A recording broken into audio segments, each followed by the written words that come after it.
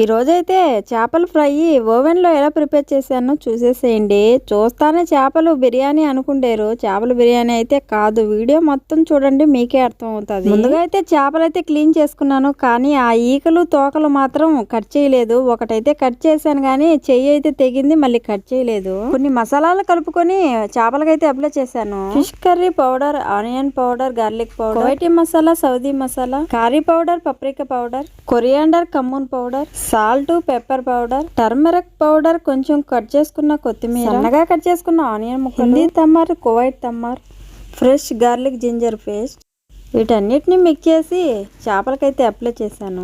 Kuwait తమ్మర్ అంటే ఖర్జూరము. ఆ ఖర్జూరాన్ని గింజలు తీసేసి హాట్ వాటర్ వేసి మిక్సీలో ఆడిస్తే పేస్ట్ లాగా అవుతుంది. హిందీ తమ్మర్ అంటే చింతపండు. ఖర్జూరం పేస్ట్ లో చింతపండు నీళ్లు కలిపి ఈ మసాలాలన్నీ వేసి అప్పుడు అప్లై చేశాను చేపలకి. ముందుగా అయితే ఓవెన్ బాక్స్ లో కట్ చేసుకున్న ఆనియన్ ముక్కల్ని, టమోటా ముక్కల్ని వేసాను, ఎందుకంటే చేపలు మాడకుండా ఉండేదానికి. తర్వాత ఆనియన్ ముక్కల పైన చేపలు వేసి ముందుగా ప్రిపేర్ చేసుకున్న మసాలా సేమ్ టు సేమ్ అదే విధంగా ప్రిపేర్ చేసుకోవాలి. కాకపోతే మసాలాలు అదే విధంగా ఉన్న చింతపండు వాటర్, ఖర్జూరం వాటర్ మాత్రం ఎక్కువ వేసుకోవాలి, ఎందుకంటే చేపలు అనేది బాయిల్ అవ్వాలి కాబట్టి వాటర్ ఎక్కువగా ఉండాలి. కువైట్లో చాలా మంది ఓవెన్లో ఫుడ్ చేస్తే చాలా ఇష్టంగా తింటారు. అందులో ముఖ్యంగా తినే ఫుడ్ ఏంటి అంటే చికెన్, చేపలే. మసాలాలన్నీ వేసిన తర్వాత ఆయిల్ వేసాను.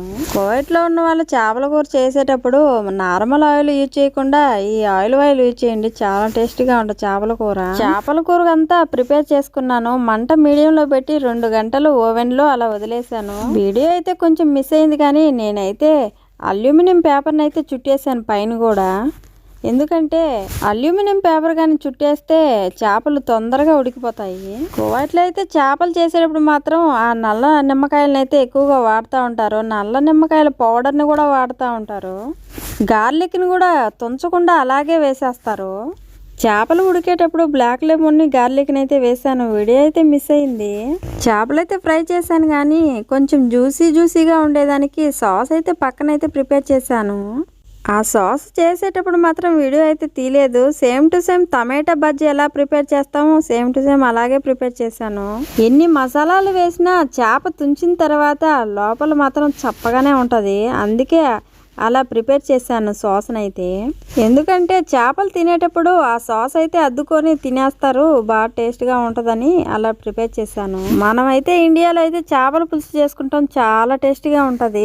ఈడైతే సామాన్యంగా అయితే చేయను కూడా చేయరు. ఈ విధంగా అయితే మచ్చిపులుసులాగా అన్నం ప్రిపేర్ చేసి అన్నం పైన అయితే ఈ చేప అయితే వేసాను. ఈ అన్నంలోకి కూర అయితే డక్కూస్ చేశాను. వీళ్ళైతే ఎక్కువగా డక్కూసే చేసుకొని తింటారు. చేపలు తీసేదానికైతే నా వల్ల అయితే కాలేదు, వేరే అక్కను పిలిచాను, హెల్ప్ చేసింది. ఆ అక్క హెల్ప్ చేసినా కూడా కొంచెం అయితే అక్కడక్కడ చేప అయితే తెగిపోయింది. చేపలు ఏమన్నా మాడిపోతాయేమని చెప్పి ముందుగా అయితే చాలా ప్రిపరేషన్ అయితే చేశాను. ముందైతే బేకింగ్ పేపర్ వేసాను. బేకింగ్ పేపర్ పైన ఆనియన్ ముక్కల్ని, టమోటా ముక్కల్ని వేసాను, కానీ చేపలు అయితే అతుక్కోపోయినాయి. మీరైతే ఓవెన్లో చేపలు చేసేటట్టుగా అయితే బేకింగ్ పేపర్ అస్సలు వేయొద్దు. ఆ చేపలకి బేకింగ్ పేపర్ అతకపోయింది. ఆ పేపర్ని తీసేదానికి చాలా కష్టపడ్డాం మేమైతే. కువైట్లో వంట చేయటం మాత్రం చాలా కష్టం. వంటలు చేసేదంతా ఒక ఎత్తు అయితే ఆ గిన్నెలు కడిగేది మరో ఎత్తు అవుతుంది, అంత పని ఉంటుంది. కువైట్లో పని చెయ్యాలి అనుకుంటే పని తెలిసిన వాళ్ళు అయితే చాలదు, ఓపిక కూడా చాలా ఎక్కువగా ఉండాలి.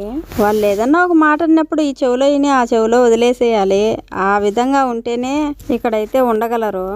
ఇంటి దగ్గర ఉన్నప్పుడు మనం పడ్డ బాధ కంటే ఈ బాధ ఎంతలే అనుకున్న వాళ్ళైతే ఖచ్చితంగా చేస్తారు. ప్రిపరేషన్ అంతా పూర్తయిన తర్వాత చూస్తే చేపల బిర్యానీ అనుకుంటారు. ముందుగా అయితే అన్నం నేను ఏ విధంగా చేశానంటే same to same white rice లాగా కాకుంటే కొంచెం ఉప్పు ఎక్కువగా వేసి, ఉప్పుగా ఉండాలి రైస్ అయితే.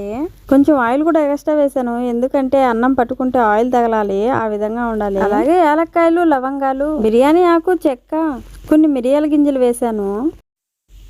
అంతే, ఆ విధంగా అయితే ప్రిపేర్ చేసుకున్నాను. బిర్యానీ స్మెల్ అయితే వస్తుంది, కానీ అయితే బిర్యానీ అయితే కాదు. రైస్ అయితే ఆ విధంగా ప్రిపేర్ చేసుకొని చేప అయితే ఓవెన్లో ఫ్రై చేసి అన్నం పైన ఈ విధంగా డెకరేట్ చేశాను. ఇలాంటి వీడియోలు మరెన్నో చూడాలంటే మన ఛానల్ని ఇప్పుడే సబ్స్క్రైబ్ చేసుకోండి. వీడియోకి మాత్రం ఒక లైక్ ఇవ్వండి, మరికొంతమందికి ఈ వీడియో అయితే వెళ్తారు. వీడియో అయితే షేర్ చేయండి, గలుపుకొస్తున్న మన తెలుగు వారికి చేరేలాగా షేర్ చేయండి. Don't forget to subscribe. Thank you for watching.